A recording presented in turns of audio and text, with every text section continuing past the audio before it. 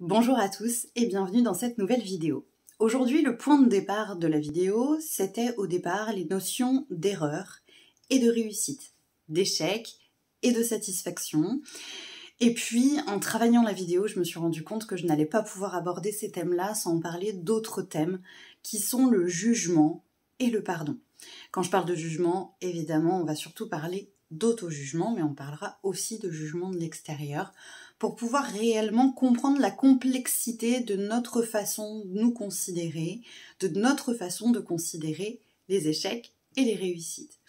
Donc pour parler de tout ça, je vais faire quelque chose que j'ai finalement pris l'habitude de faire et que vous m'avez déjà vu faire si vous suivez la chaîne.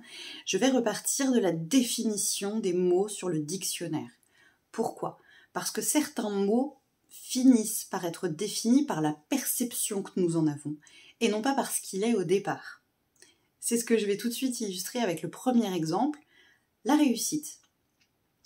Quand je prends la définition du dictionnaire Le Robert, la réussite c'est le succès de quelque chose, de quelqu'un, comme la réussite d'une expérience, une réussite professionnelle, ou c'est le fait pour quelqu'un de réussir ou d'avoir réussi. Aujourd'hui, cette notion de réussite, elle est biaisée par plusieurs choses et je ne vais pas prétendre avoir saisi tous les biais qui encadrent ce mot. Mais la première, c'est qu'on est quand même dans une société de performance où il est juste normal de réussir. Un enfant qui réussit un contrôle, qui ramène une note dans la moyenne, où il a réussi du coup la validation de ses acquis, on ne va pas lui déballer le tapis rouge. Par contre, il a une note en dessous de la moyenne, il va en entendre parler. On va beaucoup plus parler de quelqu'un qui n'a pas réussi que de quelqu'un qui a réussi. La plupart du temps, bien sûr, mes propos sont à nuancer. Ce qui fait que réussir, finalement, devient une obligation.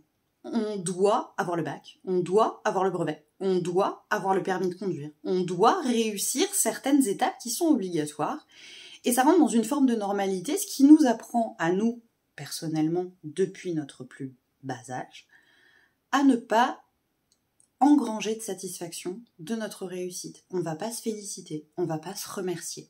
Et là, c'est déjà pas une bonne façon de concevoir, à mon sens, nos réussites. Quand on réussit quelque chose, on a le droit de se féliciter, de se dire bravo, de se dire merci. C'est ce que je pense moi très sincèrement.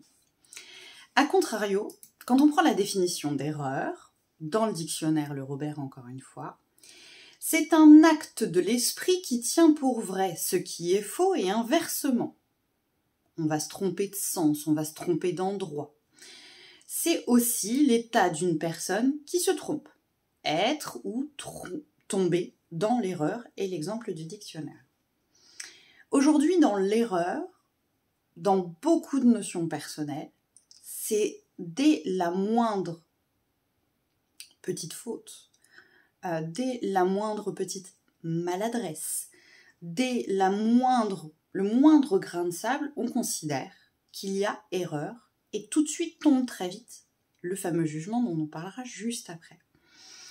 Une erreur, à contrario d'une réussite qui est très vite oubliée parce que c'est juste normal, on va la conserver en tête et en tête. J'aurais dû faire ci, et mon Dieu, j'aurais dû faire ça, et si j'avais su, j'aurais fait comme ça. Et on tombe dans la mémoire active de l'erreur et non pas de la réussite. Et c'est là que ça ne me convient pas, et que ça commence à pas me convenir. C'est pour ça qu'on va parler de jugement à biais plutôt négatif, et aussi de pardon non réalisé. Le jugement, lorsque l'on reprend la définition du dictionnaire, encore une fois Le Robert, c'est l'action de juger, c'est une décision en justice, ou bien une opinion favorable ou défavorable. Donc normalement, de base, c'est quelque chose qui est représenté par une vraie institution qui décide ce qui est bien et ce qui ne l'est pas, ce qui correspond à la loi, au droit, au devoir de chacun ou pas. Mais il y a aussi la notion d'opinion qui est venue se fourrer là-dedans, l'opinion étant personnelle, centrée uniquement sur notre façon de percevoir le monde. Eh bien, on tombe dans le domaine de l'opinion qui ne reste que personnelle. Simplement, aujourd'hui, les jugements sont rendus en place publique, à longueur de temps, et sont surtout tournés de soi à soi. Puisqu'on l'a dit tout à l'heure, on va retenir l'erreur, et on oubliera ce qui a été bien fait. immédiatement ou quasi immédiatement. C'est là que se pose le vrai problème de jugement, puisqu'un jugement, normalement, se doit d'être absolument impartial.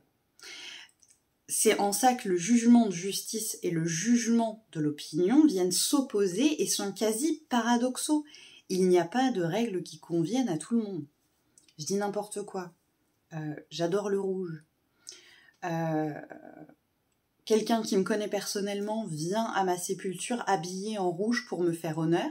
Il y a des gens qui vont le regarder de travers parce qu'il n'est pas habillé en noir et que normalement une sépulture on s'appelle en noir. Vous voyez ce que je veux dire? Alors que la personne pense, elle, me rendre honneur, elle va être jugée parce qu'elle n'a pas le même cadre de référence que l'autre. Donc c'est extrêmement compliqué, c'est un domaine qui pourrait me tenir pendant des heures, mais le problème c'est qu'aujourd'hui, on n'est ni tout blanc, ni tout noir, ni toi, ni moi, ni la voisine d'en face. On est tous habités par des parts d'ombre et des parts de lumière. Personne n'est parfait en ce bas monde et personne ne nous demande d'être parfait, si ce n'est la plupart du temps nous-mêmes ou un entourage proche de nous-mêmes. Il n'y a pas de bien, il n'y a pas de mal, il y a des gens qui font de leur mieux. Et en plus, par-dessus, vient se coller le fameux besoin de validation. Ce besoin qu'on a d'être reconnu par l'autre, d'être accepté par l'autre et de ne pas être jugé comme étant dans l'erreur par l'autre. Donc quand on prend tout ça, ça nous donne des espaces mentaux surchargés par les notions de bien, les notions de mal. J'ai mal fait, oh là là j'ai mal fait, comment je peux récupérer le truc? Et puis des trucs qui viennent se rajouter sur des trucs parce que des bêtises on en fait tous et on en fait absolument tous les jours. Donc il y a des notions de culpabilité, il y a des notions d'espace mental saturé, d'autoflagellation, d'auto-jugement, de jugement évidemment provenant de l'extérieur qui nous impacte, parce que bien sûr, le jugement de l'autre, ça vient du jugement de soi. Si on n'avait pas pris l'habitude de s'auto-juger à longueur de temps, on jugerait sans doute moins les autres aussi à l'extérieur. Dans tous les cas, même quand on se juge, souvent, c'est pour correspondre à l'attente de l'autre. Attendre à ce que la société attend de nous, à ce qu'un conjoint attend de nous, à ce que des enfants attendent de nous, bref.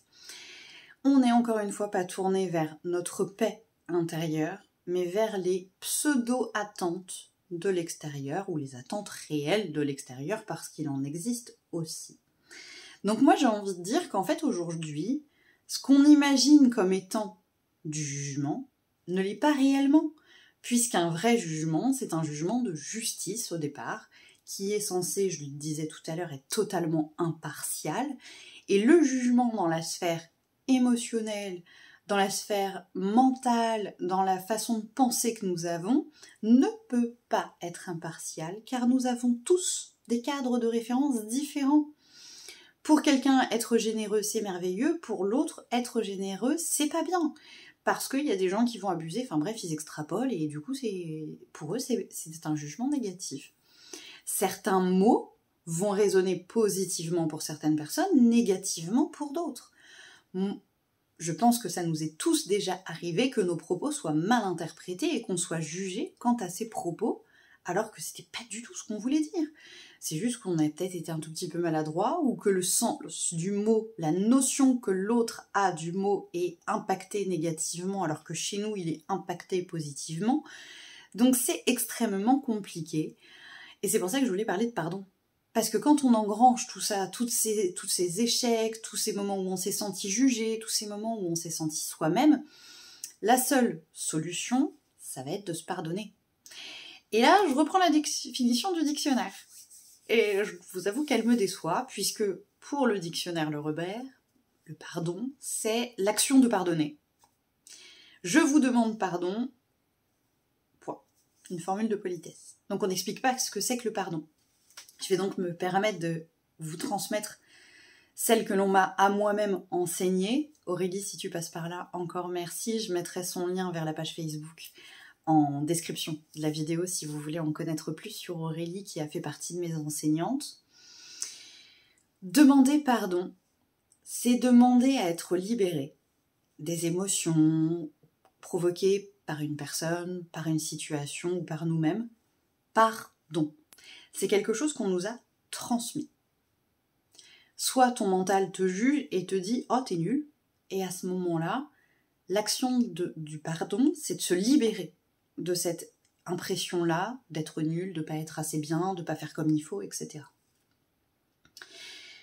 Donc forcément, le pardon passe par le fait d'accepter que cette incarnation ici, pour moi sur Terre, c'est l'occasion d'essayer plein de trucs. Et qu'on est un petit peu à l'école, et que quand on apprend, c'est normal de se tromper, qu'on ne peut pas tout savoir, qu'on ne peut pas toujours être parfait, et que moi, personnellement, pour pardonner, j'accepte pleinement l'erreur.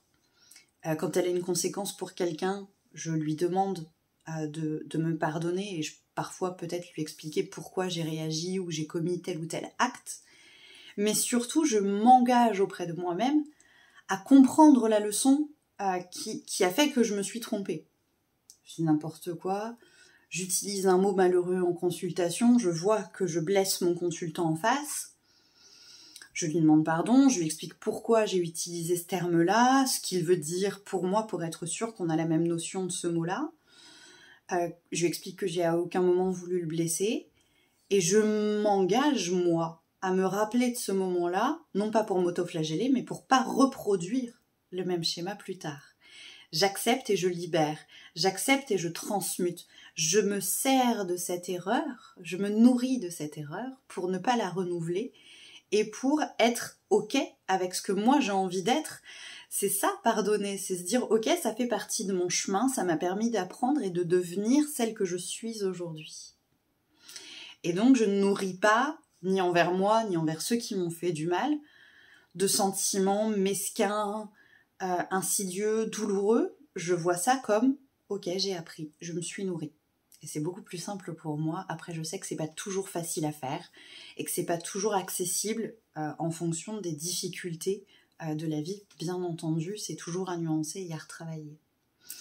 Et j'ai envie, du coup, de vous dire que dans tous les cas, ce n'est pas un acte, une parole, une action ou une réaction qui te définit. C'est ce que tu fais dans l'intégralité de ta vie. C'est pas une chose que tu as mal faite qui fait que tu es un être mauvais. C'est pas parce qu'une fois tu as réagi un petit peu violemment ou parce qu'une fois tu as commis une erreur que ça va rester collé comme une étiquette sur toi. Tu peux l'enlever, cette étiquette, tu peux la défaire, et c'est en ça que c'est se libérer, se pardonner. On enlève l'étiquette et on essaye d'avancer différemment et au plus proche de nous et de ce qui se passe à l'intérieur de nous. Donc finalement, les notions d'erreur, les notions de réussite, les notions de jugement, elles peuvent répondre à « je fais de mon mieux chaque jour », tout simplement. Et oui, des fois, mon mieux, il n'est pas terrible. En fonction de mon état, je fais de mon mieux. En fonction de mes connaissances, je fais de mon mieux. En fonction de mes capacités, je fais de mon mieux. J'espère que cette vidéo t'a plu. Évidemment, si tu as des questions, bienvenue en commentaire. Si c'est des questions un peu plus perso, je te rappelle que tu as le Linktree que je mettrai en description de la vidéo, si tu veux me contacter de façon un peu plus privée. Je vous rappelle que les intuitions de Marion, c'est du soin, de la guidance, de l'accompagnement à la médiumnité. N'hésite pas à les fouiller ou à me contacter si tu en ressens le besoin. Et puis bien sûr, un petit j'aime et un petit abonnement, ça fait toujours plaisir. Passez une belle journée et à bientôt.